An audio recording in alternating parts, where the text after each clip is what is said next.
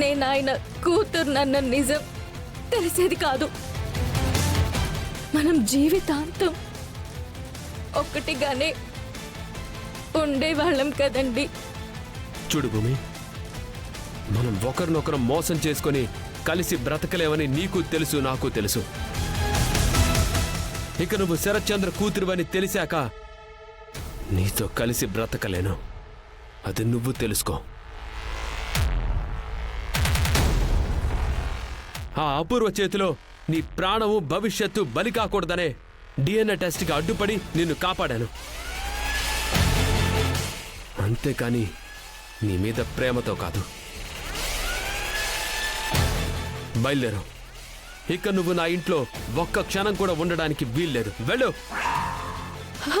Please అండి, మీరు అలా అనొద్దు. నా ప్రేమని అర్థం చేసుకోండి.